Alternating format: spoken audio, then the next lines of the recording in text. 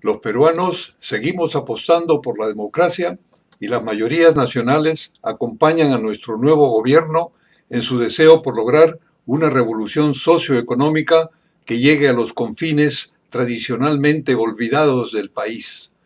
La atención de la salud en el Perú deja mucho que desear, a pesar de contar con muchos buenos médicos y enfermeras.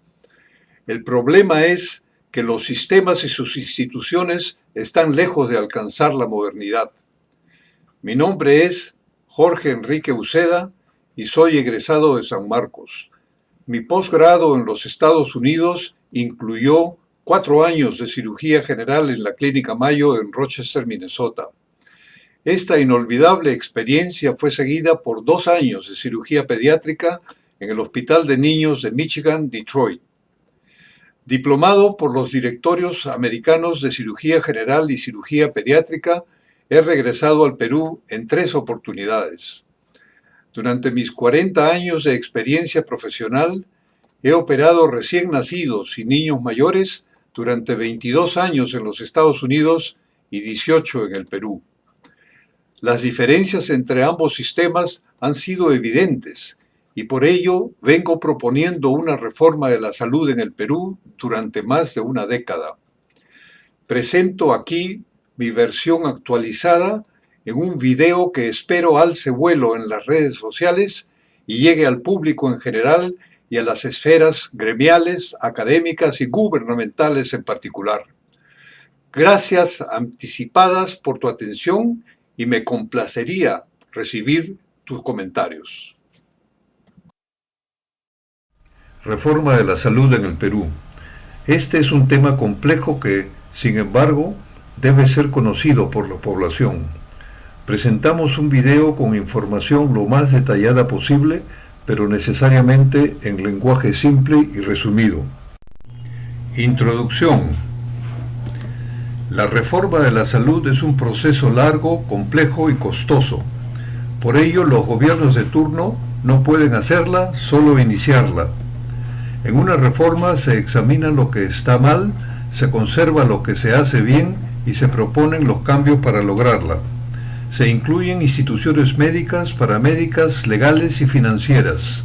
En este video discutimos primero la problemática médica porque debemos asumir nuestra responsabilidad. Así, los recursos humanos no médicos tendrán una metodología a seguir. Los peruanos tienen 2 preguntas sobre reforma de la salud. ¿Por qué debe hacerse? ¿Cómo llevarla a cabo? ¿Por qué debe hacerse? 1. La atención de salud es de mala calidad según encuestas de la población. 2. Cada año el Foro Económico Mundial publica su índice de competitividad global. Este año la salud ocupa el puesto 80 entre 140 países. 3. 35% de los peruanos carecen de seguro médico. 4. La Organización Mundial de la Salud reporta anualmente sus indicadores de salud. Presentamos los indicadores del Perú en relación con 21 países latinoamericanos. Mortalidad materna, 68 por 100.000 recién nacidos vivos, puesto 11. Mortalidad infantil, menos de 5 años, 16.9 por 100.000 habitantes, puesto 12.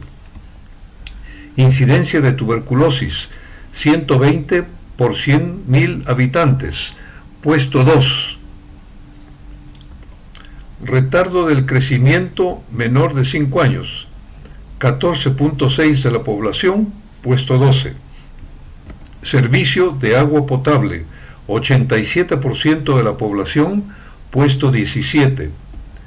Y servicio de saneamiento, 76% de la población, puesto 15. 5. En su reporte del 2014, el Banco Mundial revisó el gasto de salud global. El Perú gastó $359 per cápita en salud, lo cual nos pone en el puesto 13 de 21 países latinoamericanos. Incidentalmente, el promedio del gasto en Latinoamérica era de $714 per cápita. 6. Hemos tenido en el país una irresponsable proliferación de escuelas de medicina e institutos paramédicos carentes de una acreditación moderna. 7. Los recursos humanos están fuertemente concentrados en Lima. ¿Cómo realizarla? Con el peso y la fuerza que esta escultura representa. Presentamos 7 pilares para llevarla a cabo: crítica, revisión legal, plan de agua y saneamiento, reforma de la educación médica, reforma del ejercicio profesional, atención del primer nivel de salud, aseguramiento universal y acceso universal a medicamentos genéricos de calidad. El primer pilar es una crítica revisión legal. El sistema de salud tiene instituciones descoordinadas entre sí. Estas instituciones son MINSA, que es el Ministerio, Salud, Saneamiento, Municipalidades, Fuerzas Armadas y Policiales, y las clínicas, empresas prestadoras de salud, laboratorios. MINSA depende del Ministerio de Salud, naturalmente, pero Salud depende del Ministerio de Trabajo, Saneamiento del de Vivienda y Construcción. Las municipalidades son gobiernos locales autónomos según la ley del 2003. Las Fuerzas Armadas dependen del Ministerio de Defensa y las clínicas, etcétera, son corporaciones privadas independientes. En cuanto a MINSA, este es un ente burocrático de difícil gestión por falta de voluntad política de los gobiernos de turno y ausencia de planeamiento estratégico. Han tenido décadas de proyectos de leyes, decretos supremos y resoluciones ministeriales sin salir de un status quo generalmente mediocre. Hay una falta de liderazgo para fortalecer las competencias de los recursos humanos de salud. Insuficiente promoción de la atención al primer nivel de salud. La revisión legal debe ser hecha por especialistas al más alto nivel. Segundo pilar, Plan Nacional de Agua y Saneamiento. En 1944 se afirmó que agua y alcantarillado son la clave para una verdadera reforma de salud. Esto lo dijo el médico alemán Maxim Kuczynski, quien nació en Berlín en 1890 y murió en Lima en 1967. El doctor Kuczynski fue un especialista en salud pública y emigró de Alemania en 1933. 3 años después llega al Perú, invitado por el doctor Carlos Enrique Pasoldán, y se dedicó a una fecunda labor en la selva y el Ande peruanos. En 1948 fue encarcelado por la dictadura de turno debido a sus ideas sociales. Nacionalizado peruano, fue profesor de la Universidad de San Marcos y trabajó en el país hasta su muerte. Décadas después, muchos creen que reformar es equipar hospitales. Como hemos visto, seguimos experimentando un gran retraso en la provisión de agua y alcantarillado. Es hora de seguir plenamente el consejo del ilustre salubrista que trabajó 30 años en el Perú. Perú es un país rico en agua. Está entre 20 países con más fuentes de agua en el mundo. Tiene 159 cuencas hidrográficas, 62 en la costa, 82 en la selva y 13 en el Titicaca. Las lluvias de diciembre a marzo producen 38.000 millones de metros cúbicos. Hay 12.000 lagunas que son embalses naturales y 15 represas con 3.400 millones de metros cúbicos. La agricultura utiliza el 85% del agua y la minería solo el 2%. ¿Cuál es el estado actual del agua y saneamiento en el Perú? Los servicios son deficientes, el agua no facturada es 42%.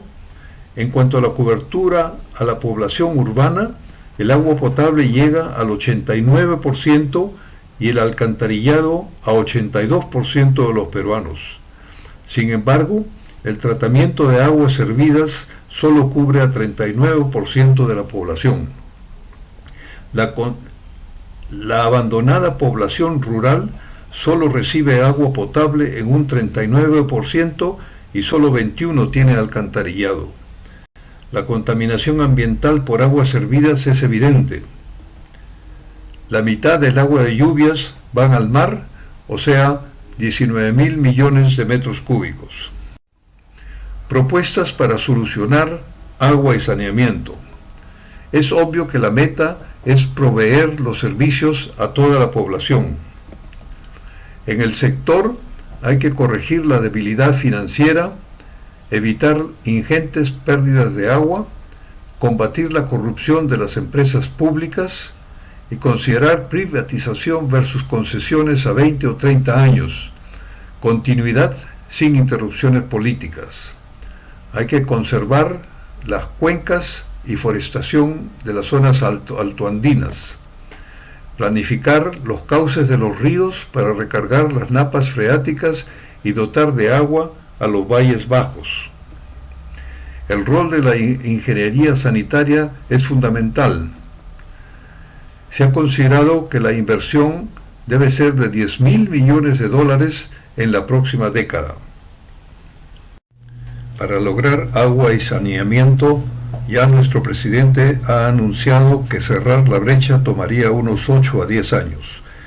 Muchos de los pilares que vamos a discutir requieren de fuertes desembolsos económicos. El gobierno trabaja hoy en una reactivación económica que nos permita subir el PBI del 3% logrado en el 2015 a un 4.8% para el 2017. La pregunta es, pues, ¿cuál debe ser nuestro siguiente paso? Consideramos que la búsqueda de una atención de calidad implica el desarrollo académico de nuestros recursos humanos en salud. De ahí que hace más de una década estamos proponiendo una reforma de la educación médica en el país. Pilar 3. Reforma de la educación médica. Este debe ser el paso inicial.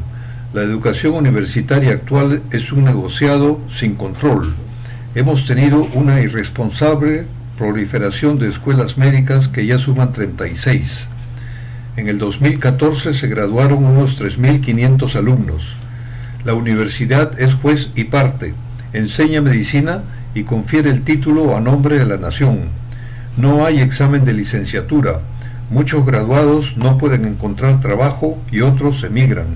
La acreditación de las escuelas médicas ha sido un fracaso, pues todas aprobaron. Los graduados carecen de indicadores confiables de sus competencias.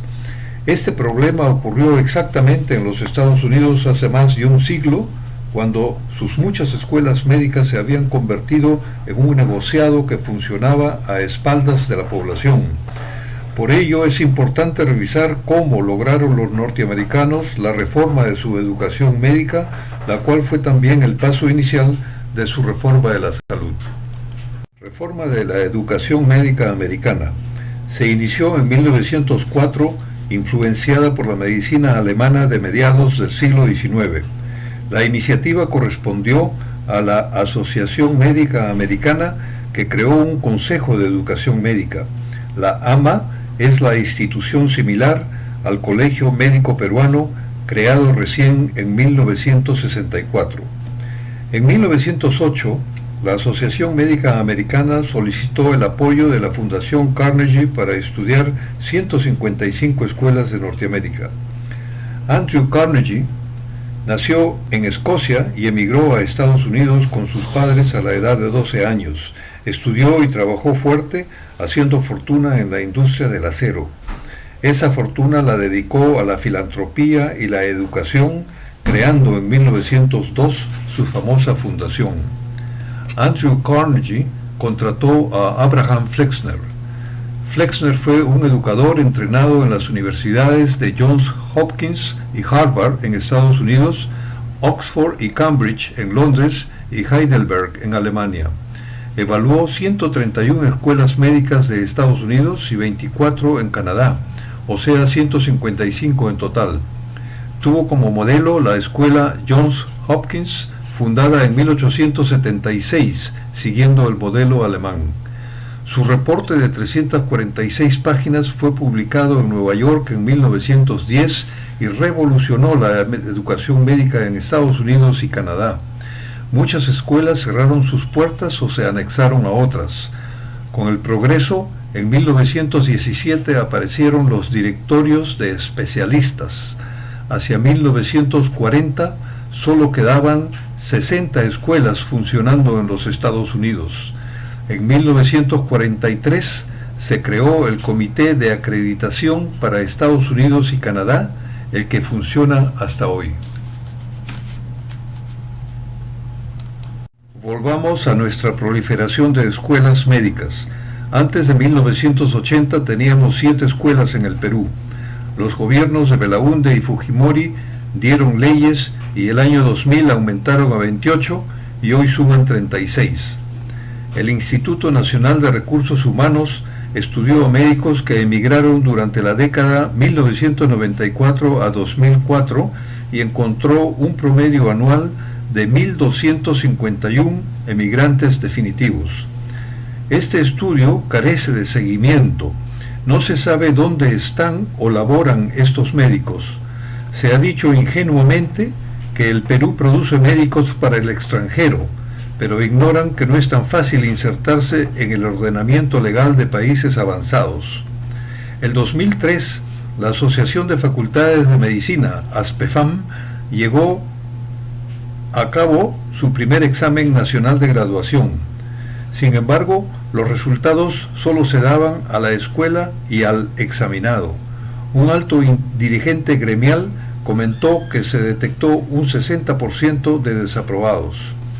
En 2008 se publicó los resultados globales de 23 escuelas con una nota promedio de 61.28 sobre 100. En los Estados Unidos, la nota para pasar los exámenes de licenciatura es 75 sobre 100. Educación médica en el Perú. Orienta la formación de especialistas para trabajar en hospitales. Miles compiten por plazas de posgrado.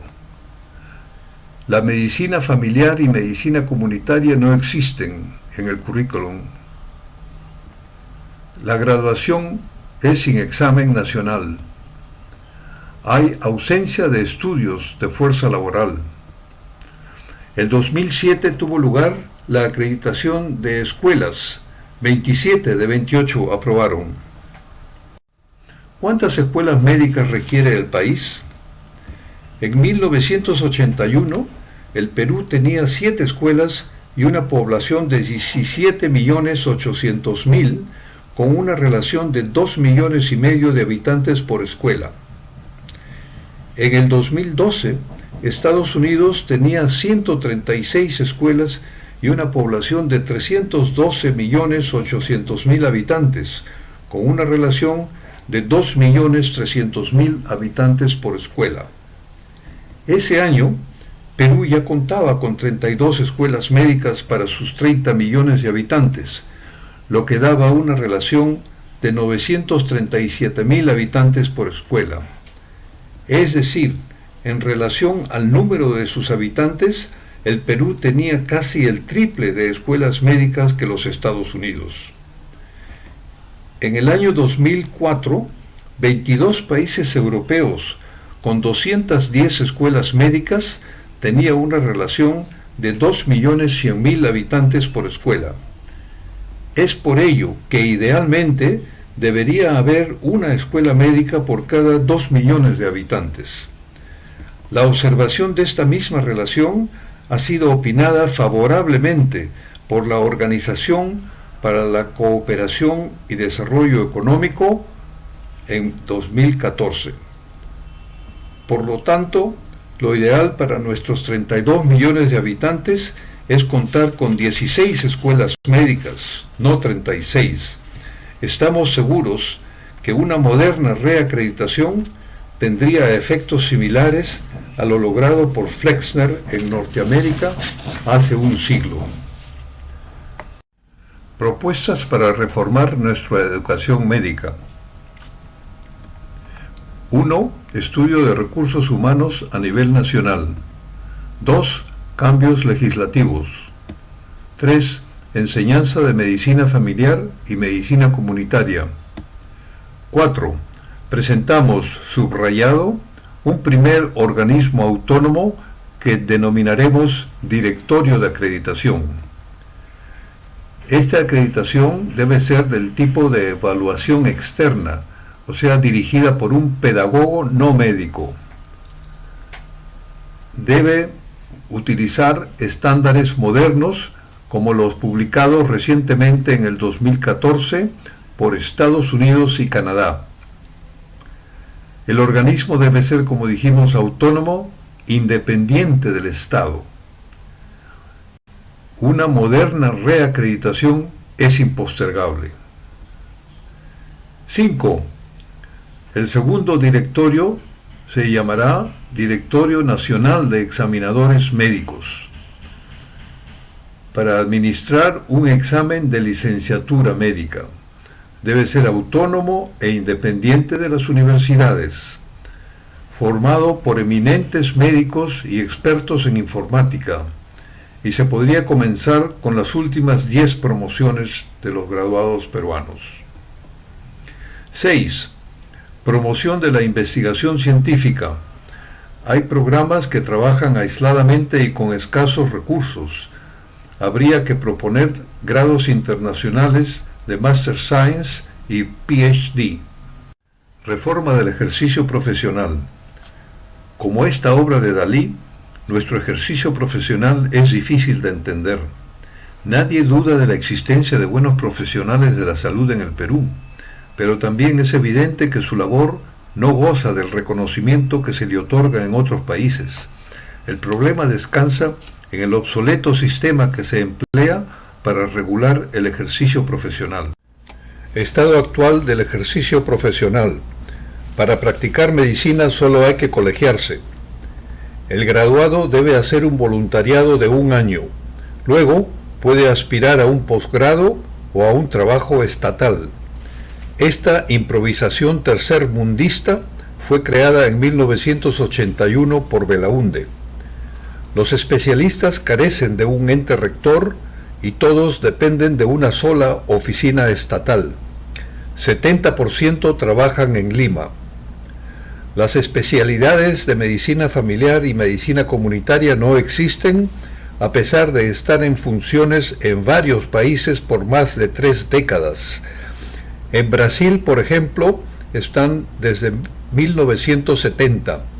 En los Estados Unidos, el Directorio de Medicina Familiar se creó en 1969 y la medicina comunitaria empezó a aplicarse hace 20 años.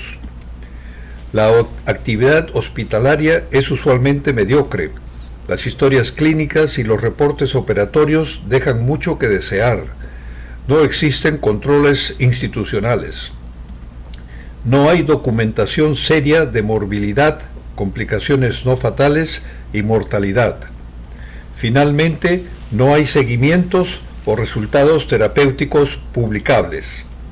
Ante esta situación, queremos presentar un ejemplo a seguir. En 1991, los hospitales de veteranos y el Colegio Americano de Cirujanos lanzaron un programa nacional para mejorar la calidad de la cirugía en los Estados Unidos. Se trataba de estudiar las complicaciones fatales y no fatales para ver después cómo evitarlas. Hacia el 2005, el estudio contaba con más de 400 hospitales. 3 años después, 29 hospitales de niños se unieron al programa. El 2013 se publicaron los primeros resultados, concluyendo que anualmente cada hospital prevenía 250 a 500 complicaciones, salvaba 12 a 36 vidas y reducía sus costos en millones de dólares. Este es un gigantesco programa. Casi todos los estados participan. Los detalles están escritos. Este es un gran ejemplo a seguir. Propuestas para reformar el ejercicio profesional médico. 1. Directorio Nacional de Especialidades Médicas. Este es el tercer directorio que introducimos en este video. Cada especialidad tendrá su directorio. Este será el ente rector que asegure una atención de calidad a la población. Tendrá tres funciones: aprobar programas de entrenamiento, certificación de los graduados mediante exigente examen y recertificación de especialistas, generalmente cada 8 a 10 años. 2. Directorio Nacional de Acreditación de Hospitales. Nuestra precariedad organizativa permite que nadie controle nuestros hospitales y las demás instituciones de salud. Hemos llegado al extremo de observar con estupor cómo la Contraloría General de la República pretende supervisar ciertos hospitales. Hace más de un siglo que el doctor Cotman propuso controlar hospitales de los Estados Unidos. Esto fue recogido por las instituciones médicas hasta que en 1951 se fundó el Joint Commission, o Comisión Conjunta en español, para acreditar y certificar hospitales y centros de salud. Hoy actúa sobre 21.000 de esas organizaciones en los Estados Unidos. Nuestro directorio estará formado por ejecutivos con amplia experiencia en salud pública, manejo financiero, calidad de la atención médica, seguridad del paciente, resultados basados en evidencias e informática. Las clínicas y laboratorios serán acreditados por este mecanismo. 3. Programas nacionales para mejorar la calidad de atención médica. Siguiendo el ejemplo que dimos del programa de cirugía americana que comenzó en 1991. No tenemos que esperar 40 años para desarrollar esta idea. El quinto pilar es a la atención en el primer nivel de la salud.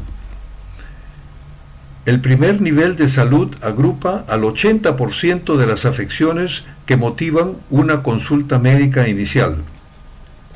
Es importante precisar que no estamos hablando de atención primaria de la salud, que es el mecanismo mediante el cual los países proveen mejor salud a las poblaciones y a las personas, con mayor equidad en las comunidades y con menores costos. El objetivo es organizar los sistemas sanitarios en torno a un sistema centrado en la persona. Este es un concepto promovido por la Organización Mundial de la Salud que busca disminuir la brecha sanitaria a nivel mundial. ¿Cuál es la situación actual? La mayoría acude a hospitales. Hay largas horas de espera, maltratos, tiempo muy limitado de atención a cada uno, colas para la farmacia, citas a especialistas en semanas. En los distritos alejados, hace décadas que hay ausencia de especialistas en salud pública, medicina familiar y medicina comunitaria. Por ello, en 1981 se dio la ley del SERUMS, Servicio Rural Urbano Marginal de Salud, un sistema anacrónico improvisado para suplir nuestro subdesarrollo en salud comunitaria. Tiene 1 año de duración, es obligatorio para todos los graduados, es una condición para estudiar posgrados y es un servicio precario y peligroso. Ha habido innumerables quejas por los graduados. Consideramos que este servicio debe ser progresivamente abolido. Veamos qué dice al respecto la Organización Mundial de la Salud.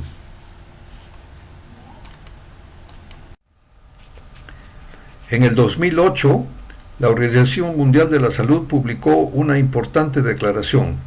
Veamos la parte más esclarecedora. La atención primaria requiere equipos de profesionales sanitarios, médicos, enfermeras y personal auxiliar con aptitudes sociales y conocimientos médicos concretos y especializados. Es inaceptable que en países de ingresos bajos la atención primaria sea sinónimo de atención prestada por personal no profesional con escasos conocimientos técnicos a los pobres de zonas rurales que no pueden permitirse nada mejor. Propuestas para mejorar la atención al primer nivel. A nivel comunitario, promocionar la salud, prevenir la enfermedad y mejorar la calidad de vida, todos aspectos fundamentales de la atención primaria de salud. A nivel urbano, atención no en hospitales, sino en postas médicas o clínicas de barrio. 3. Mayor inversión inicial en salud, especialmente instrumentos y maquinaria. Si esta atención al primer nivel se ocupará del 80% de las consultas iniciales de la población, nosotros estamos convencidos de que aquí es donde la inversión más importante debe hacerse, dotando a las postas médicas y clínicas de barrio de los instrumentos y maquinaria indispensable para un adecuado servicio. La inversión en hospitales, si bien importante, no es prioritaria. Un médico bien preparado puede superar deficiencias iniciales. Al menos esta ha sido mi experiencia durante 18 años trabajando en el Perú. 4. Planificación nacional de recursos humanos. 5. Personal entrenado y certificado. Aquí debo recordar que todo plan político anuncia atención de calidad. Luego de emplear páginas enteras discutiendo definiciones, leyes y un sinnúmero de sus llamados ejes funcionales, lo que no dicen es cómo van a lograr la calidad. 6. Los médicos familiares deben ser asignados a las capitales de provincias. 7. Los médicos comunitarios deben atender en los distritos del Perú. 8. Los médicos que laboren fuera de Lima deben recibir un pago 30% mayor. 9. Los médicos comunitarios pueden también ocuparse de la dirección de albergues u hogares a nivel nacional, entidades muchas veces abandonadas y con pobre gestión. El sexto pilar es el aseguramiento universal. Este pilar confronta dos problemas de muy difícil solución que los políticos abordan con pasmoso simplismo. A. Cobertura a toda la población, lo cual requiere de un estudio financiero al más alto nivel. B. Atención de calidad, que no es lo mismo que dar servicios eficaces, oportunos y hasta con calidez. Los recursos humanos no pueden formarse con declaraciones políticas. Recordemos que el Servicio Integral de Salud se creó en el 2002 y la Ley de Aseguramiento Universal se dio en el 2009. Al 2015, los asegurados son el SIS 40%, con ESalud 20%, con las Fuerzas Armadas y Policiales 2%, privados 4% y sin seguro 34%. Estado actual del aseguramiento en el Perú. Hay un 65% de afiliados. Esta cifra palidece en comparación con un estudio del 2007 que indicaba una cobertura en Chile del 96% y en Colombia de 88%. El financiamiento de la salud se complica por la desigual distribución geográfica de los recursos públicos y el hecho que los fondos disponibles son insuficientes. En cuanto al aseguramiento universal, se han propuesto 3 regímenes: contributivo, semicontributivo y subsidiado. Por lo demás, sigue en proyecto. Pero hay un problema fundamental como para gritarla: el problema de la informalidad. Este tiene relación directa con el régimen subsidiado. A octubre del 2015, 72.8% de los trabajadores eran informales, de acuerdo al Ministerio de Trabajo y la Organización para la Cooperación y Desarrollo Económicos. Financiar el sistema integral de salud sin corregir la informalidad es como pedir una reforma de salud sin reformar la educación médica, ejercicio profesional, primer nivel de salud y sin dar agua y saneamiento a todos los peruanos. Propuestas para un aseguramiento universal en salud. Estudio financiero previo.